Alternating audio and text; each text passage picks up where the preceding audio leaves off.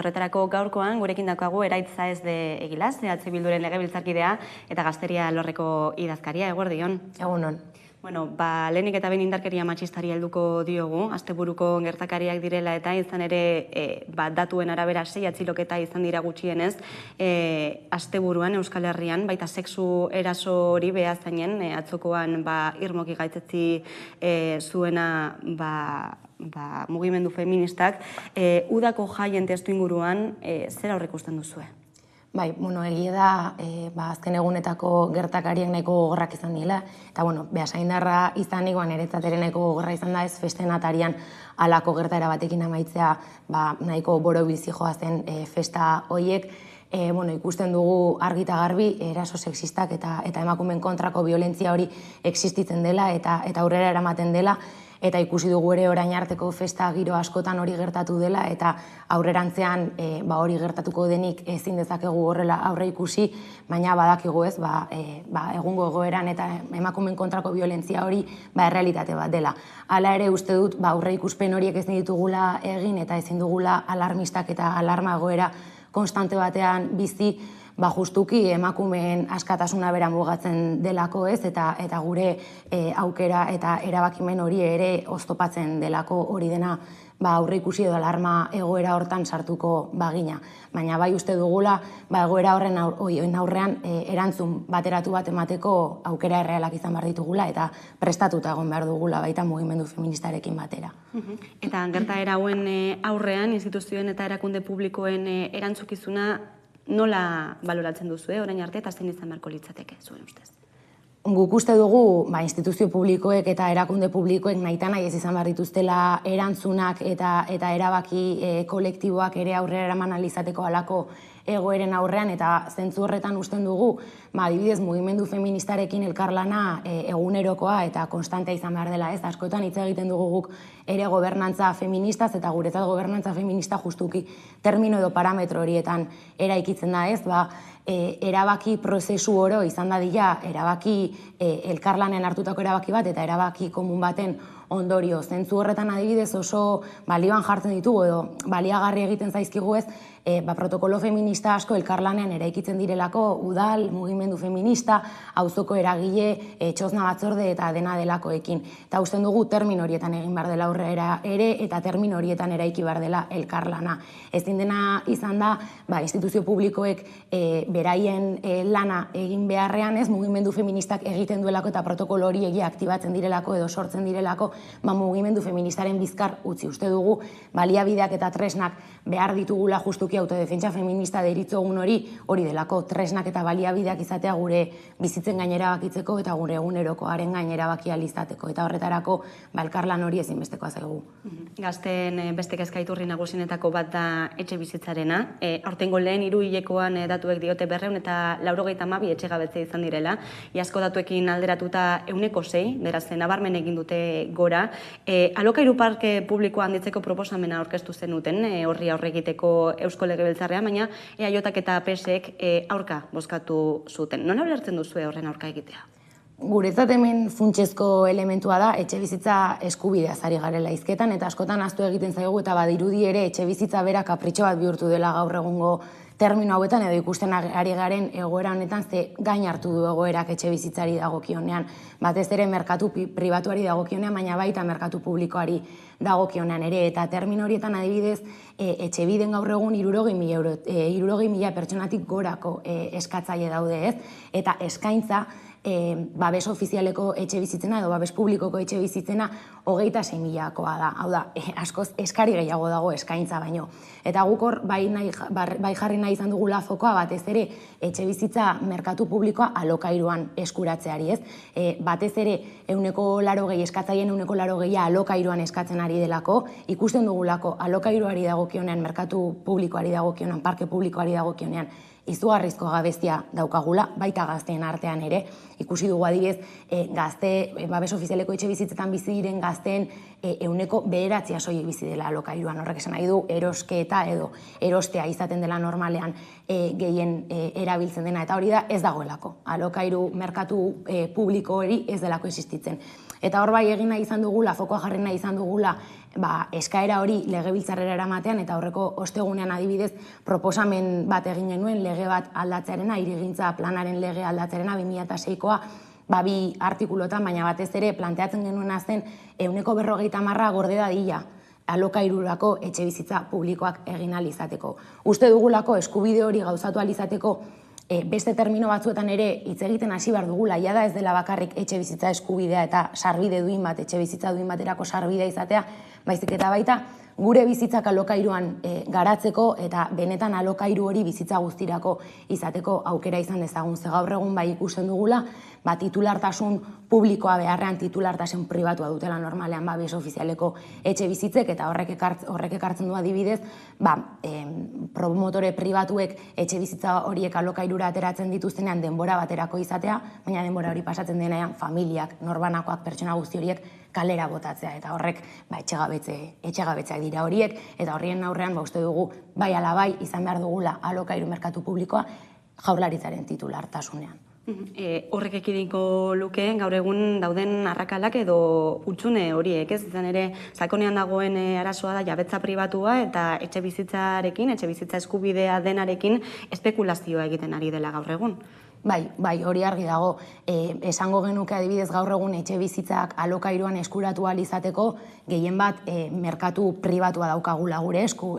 Guk askotan esaten dugu legebiltzarrean ere, gazte batek etxe bat alokatu nahiko badu, alokairu merkatu publikoan dauden ezintasunak medio, nahita nahi ez, idealista eta horrelako lekuetara jotzen dugu, eta horri ikusten ditugu zein diren prezioak, eta prezio horiek ikusten ari gara oso zona tentsionatuak ditugula gure hiriguneetan, baina baita hiriguneetatik kanpo, azken asteetako berria izan da adibidez, Donosti da gaur egun Europako hiri garestienetako bat, alokairuari begira, baina Donosti inguruko hiri guztiek ere arazo hori pairatzen ari dira, eta horrek esan nahi du, alokairu prezioa gora eta gora doa, horri ez bali mazaio muga bat jartzen, ez dugula sekula izango benetan eskubide hori bermatuta, eta gazteen kasuan adibidez, hori uste dut gaur egun eskaera hori, prezioa mugatzeko eskaera hori da kalean dagoen eskaera bat ere bat dela, eta guk ere legebiltzarrean EH Bildu talde parlamentarioak ere egin ditu 10 kasaiak ere hori aurrera eraman izateko, lege formatuan ekarri genuen, legez besteko proposamenetan ekarri dugu, mozio desberdinak planteatu ditugu, eta beti esan zaio ezetz alokairu merkatu publikoa erregulatzeari, eta horrek ez du zentzurik. Alokairuerako laguntzak jarri ditu martxan, edo ditu martxan Eusko Jaurlaritzak, aurten berrikuntza batzuekin, gaztelagun programa horretan, esaterako adina luzatu duela, 30 urtetik 36 urtera bitartean, eskatu daitezkela diru laguntza hauek. Zuen ustez ez suposatzen du, honek, gizarte batean, 36 urtera arte gutxienez, egotea aukera hori, ez? Etxe bizitza sarbide duin bat ez izateko aukera hori oso erreala dena? Bai, azken hilabetetako berria izan da 36 urtera luzatu dutela Gaztelagun programa, baina Gaztelagun programa bera ere guk irudikatzen dugu partxe badela, edo planteatzen dugu partxe badela, ez? Gaur egun ditugun ezintasun hoiei aurre egin ahal izateko, Jaurlaritzak asmatu duen partxe bat izan ere, aurre egin genezakeen ez etxe bizitza eta gazteen arazoari beste termino batzuetan, baina erabaki du prestazio bidez aurre egitea. Horrek esan nahi du, guk gaztei ematen diegu diru bat, gazteek hori gero ordaindu diezaioten jabeari zuzenean, orduan, diru publiko hori zuzenean jabe pribatuetara doa. Gaur egun, 36 urtera luzatu da, hasiera batean, hasi zen 32 urte bitartera arte. Ikusi dugu, gainera, 36 urtera luzatzen dela, eskaera bera ere hortxe dagoelako, hau da, gehien bat eskaera Gaztelagun eskatzeko dago 25 urtetik gorako gazteengan, nun daude 18, 25 urteko bitarteko gazteak, ez Gaztelagun bezalako programa bat eskatu ahal izateko, diru sarrera minimo batzu behar dituzu.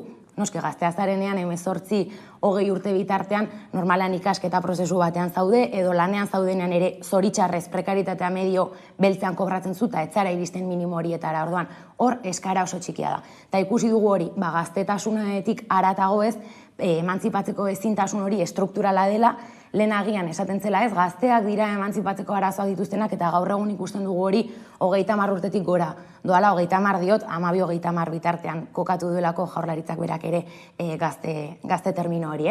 baina ikusten dugu hori 30 urtetik izugarri luzatzen ari dela, eta gaur egun ere 40 urteko pertsona batek ezintasunak dituela emantzipatu ahal izateko, edo etxe bizitza propio batean ez bere bizitza proiektu hori garatu ahal izateko. Eta hori arazo bat da, eta arazo horren aurrean, Jaurlaritzak eskaintzen diguna, desde luego, gure ustetan ez da nahikoa, eta partxe honekin ezin dugu jarraitu, ze gainera ikusi dugu Espainiar estatuan ere bono joven bezalako diru laguntzak edo prestazioak asmatu dituztela, baina horrek ez diola aurre egiten dauzkagun prezio altuei eta daukagun arazo estrukturalari etxe bizitzaren arloan. Etxe bizitzaren aferarekin ertziki lotuta dagoena da prekarietate egoera, soilik gazteen artean, ikusten ari gara azken aldian nola prezio goraka egiten duten, inflazioa zeinen altua den, baina soldatak eta pentsioak eta berdin jarraitzen duten, ezta? Dagoeneko ere esan daiteke, soldatapeko lan batekin ezinezkoa dela etxe bizitza edo alokairu bat izatea, non heldu gara onaino? Nola heldu garen onaino, nahiko argia da, ez? Sistema honen engranaje horiek funtzionatu dezaten, prekarietatea nahita ezkoa izan da, edo prekarietatea sustatzea nahita ezkoa izan da, eta gaur egun ikusten dugu adibidez ez soilik gazteengan, prekarietate bitala zabaldu da gure bizitzako eremu desberdinetan, eta horrek esan nahi du ez, prezioak geroz eta altuagoak diren heinean, eta gure soldatak berdin mantentzen direnean, edo jesten direnean, inkluso esango genuke ere, ezinezkoa zaigula. Bizitza bizigarriak diogun termino hori aurrera eramatea eta bizitza bizigarri horiek bizi ahal izatea, ez? Eta uste dugu, horregatik diogu, pasa behar dugula benetan kalitatezko enplegurako bide horretara, eta behingoagatik esan behar dugula prekarietatea gehiago ezin dela diruz finantziatu, eta benetan aurrera begira goazen enean, edo aurrera goazen enean, nahita nahi ez enpleguan jarri behar dugula fokua, enplegu duinetan jarri behar dugula fokua ere, baina baita lanari dagokienan, hau da, etxeko lanak ere nolabait enplegu bilakatu beharko ditugu, edo horri ere marko zaio bide, edo horren inguruan ere hitz egiten hasi beharko gara behingoz. Urte honetan ere, egoerari nolabait heltzeko asmotan Eusko Jaurlaritzak martxoan ontzat eman zuen gazteriaren legea, gazteen autonomia eta emantzipazioa erraztea helburu duena, hala jartzen du behintzat. Zuek zen nolako irakurketa egiten duzu lege honi buruz? Gu lege honekin izan ginen hasieratik nahiko kritikoak. Lege hau, gazteria lege bat etzen existitzen Araba, Bizkaia eta Gipuzkoan orain arte, eta hori nahiko grabea dela esan genezaken, ze beste autonomia erkidegoetan Espainiar estatu mailan adibidez existitzen dira halako legeak. Guk bultzatu genuen, EH Bildu talde parlamentaria bultzatu du azkeneko legegintzaldietan lege hau ekartzearen beharra, eta lege hau egin duena Jaurlaritza izan da. Eta Jaurlaritzak ekarri digu lege hau Eusko Legebiltzarrera. Hasieratik ikusi genuen guk lege honekin ezin zela aurrera jarraitu. Ikusten genuelako, intentzionak izan zitzakela legeak, baina sustatuko da, esatetik haratago egin behar den hori ere zehaztu behar dela, eta hartuko diren neurriak ere zehaztu behar direla legeetan. Horregatik planteatu genion osoko zuzenketa bat lege honi, osoko zuzenketa hori etzen posible izan, eta orduan talde parlamentario desberdinek gure zuzenketak egin genituen. Eta guk zuzenketa nahiko mardulak egin genituen zentzu horretan, usten dugulako benetan, 12-30 urte bitarteko gazteek gaur egun, baina etorkizunera begira, ze lege hau bai izango dela hurrengo pare bat legegintzaldietan existituko den legea, heldulekoak izan behar dituztela. Eta hori da askotan, Eusko Jaurlaritzaren dinamikari jartzen diogun, edo zalantzan jartzen dugun Eusko Jaurlaritzaren dinamikatik. Askotan esaten direla gauzak, egingo diren gauzak, baina ondoren ez direla betetzen, eta batez ere gaur egun adibidez, gazteria lege honetan, emantzipazio eskubidea onartu da, guk planteatu genuelako, baina guk planteatu ditugun beste hainbat gauza ez dira zehaztu, baina emantzipazio eskubidea onartzarekin ez du balio, gero emantzipazio eskubide hori nola gauzatuko den ez baduzu zehazten, eta zentzu honetan ez da ezer zehaztu lege honetan, ez da zehaztu bide horri bat, ez zaigu esan zer egingo den, egin dena da esan plan desberdinak egongo direla, emantzipazio planak egingo direla, gazte talka planak egingo direla. Ni legebiltzarrera sartu nintzenean gazte talka plana entzuten nuenean ez nekien zertaz are ginen hizketan, eta pixkanaka hilabeteak aurrera joan ala ikusi nuen benetan gazte talka plan bat zela, plan bat esaten zuena beste plan bat egingo zela. Eta horixe da gazteria legeak esaten duena. Egingo dela, hau edo bestea, baina ez dakigu zehazki noiz, zer, eta batez ere guk gazteok zer exigitu aldiogun instituzio publikoei. Aukera galdutzat ematen duzue, beraz. Bai, oso, asko. Besteak beste baita ere plantatzen zenuten, prekarietateari aurre egiteko tresnak jaso zitekeela lege honek, baina momentuz ez dagoela horrelakorik. Bai, guk plantatu genuena zuzenketa partzialen bidez izan zen, legea bere horretara ezin dugu eraldatu, ez delako posible izan osoko zuzenketa, baina alik eta zuzenketa mardulenak edo garrantzitsuenak egiten saiatuko gara, eta termino horietan lau foko jarri nahi izan genituen. Alde batetik gazten eskubideak onartuko zituen zerrenda bat, eta horien artean emantzipazio eskubidea onartzea, baina gero emantzipazio eskubidea gauzatu ahal izateko beste termino batzuk. Horien artean zegoen adibidez lan eta enpleguaren arloan, guk esaten genuen, prekaritatea diruz ez finantzatzeko konpromiso hartu behar zuela. Eusko Jaurlaritzak nahita nahi ez. Horrek esan nahi du. Horrek esan nahi du Jaurlaritzak aurrera eramaten dituen programa guztietan, ze programa asko daude gazteak enpleguratzera bideratuta, prekaritatea etzela finantzatuko. Zergatik, gaur egun programa horietan sustatzen diren kontratuak, praktika kontratuak direlako, aldi baterako kontratuak direlako, lanaldi partzialeko kontratuak dira. Eta ikusten ari gara gazteak prekarizatzen ari garela, Eusko Jaurlaritzaren oniritziarekin. Alde batetik hori eta beste alde batetik ere gutxieneko soldata bat planteatzen genuen, 1.200 euro inguruan soldata propioa izatea gazteek eremu horretan ere. Eta beste alde batetik emantzipazioari ezinbestean lotzen zaion beste kontua, bada etxe bizitzarena, eta agian hori da gobernutik esan zaiguna, EAJak eta PSek aurpegira bota digutena nola baitez, ez omentzen momentua gazteria legean alokairu pribatuaren prezioa mugatzeko eskaera hori egiteko. Guk uste dugu baietz, eskaera hori lege desberdinetan joan behar dela. Eta nolabait departamentu desberdinek ere izan behar dutela harremana legeen bidez. Eta horregatik esaten genuen hor ere alokairu merkatu publikoa indartzeaz gain prezioa mugatu behar genuela ere. Eta gero, aisialdiaren inguruan ere askotan hitz egiten da. Esango nuke gainera, gazteen inguruan hitz egiten denean eta politika publiko hitz egiten denean aisialdia hitz egiten dela, baina aisialdi bat ez dena benetan, adibidez 18 urtetik gorako gazteengana benetan egokitzen dela, gehiago denbora pasa bat izango balitz bezala. Eta horregatik planteatzen genitun beka desberdinak martxan jarri beharko zituela ere Eusko Jaurlaritzak edo espazio batzuk habilitatu gazteak gure aisia benetan zentzuz eta gure eskubide eta baliabide guztiekin garatu alizateko. Prekarietatearen argazkia egin duzu, azken hilabeteotan jaso ditugun berriekin, langabezia datuen hobekuntza datu horiekin alderatuta, monetaren beste aldea ere izan daiteke horixe, eta testuinguru guzti honetan gazteen osasun mentalari ere erreparatu behar diogu, pandemia tarteko eta prekarietatea ere, zenolako lotura du gazteen osasun mentalarekin egoera materialak? Guk uste dugu, benetan gazteak gaur egun bizitzen ari diren egoera gogorra dela eta askotan instituzio publikoetatik eta erakunde publikoetatik gazte gaixoak bezala da gure gazteak zaindu behar ditugula esaten dela, baina benetan ez direla hartzen neurri zehatzak hori aurrera eraman ahal izateko. Gaur egun ikusten ari garena da, eta adibidez, oraintxe bertan etorriko dira legebiltzarrera, baina gazteen euskal behatokiak ere bihar aurkeztuko dute txosten bat bertan, aurrera begira dokumentuan zehaztu dute 2021 urtean gazteek bizi izan ditugun egoerak. Eta bertan zehazten da gazteen 50%ak antsietatea, depresio zantzuak eta tristura nabarmena eta konstantea bizi izan duela. Horrek ekartzen digu egoera bat edo lehen argazki bat ezin duguna, gure jendarteak ezin duena permititu eta batez ere gure instituzio publikoek ezin dutena permititu, ez?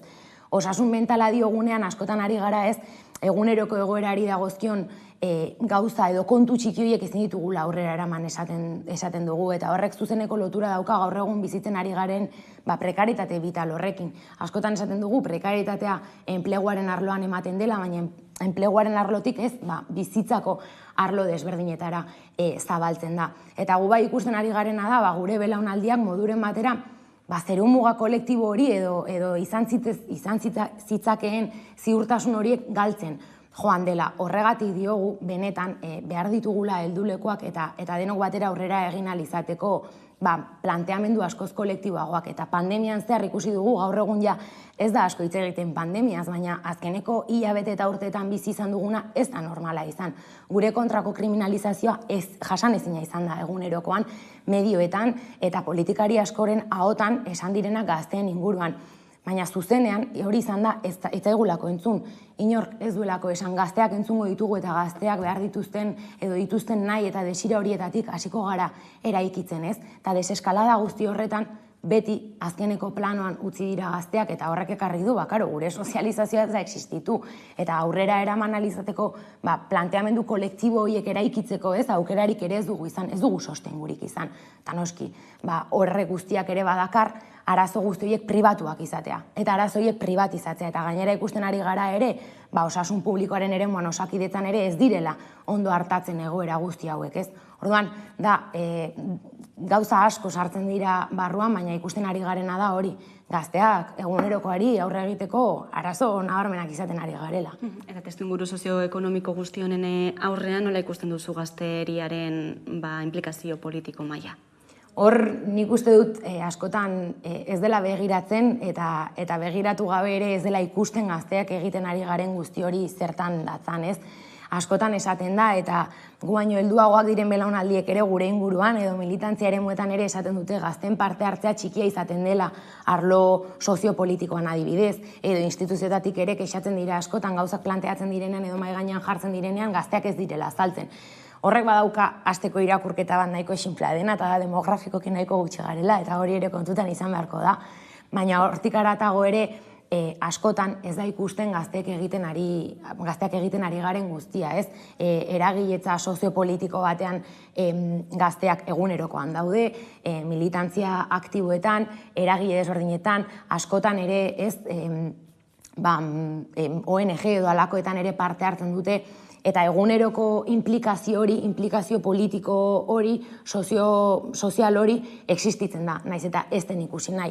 Eta hori, lehen esan duan bezala, gazteak eginda argazki bat gazte arduragabeena, gu kriminalizatu alizateko, momentu horretan ondo etortzen zelako ere ez, pandemia baten erdian botilloiei kulpa botatzea edo gazteei kulpa botatzea, baina horren atzean egon diren kontu guztiak ez dira kontutan izan, adibidez hori. Zaintza sareak eratu zirela bere garaian pandemiaren okerrenean gazteek bultzatuta, eta hori horrela izan da, gazteek eraman izan dituzte aurrera, eta gazteek jarraitu dute ere edo gure herrietako festetan gazteak dira lehenengo planoan daudenak. Eraitza ez Egilaz EH Bilduren legebiltzarkidea eta Gazteria alorreko idazkaria. Eskerrik asko gaurkoan Hamaika Telebistara gerturatzea. Ni eskertuei. Tarte bat eta jarraian atea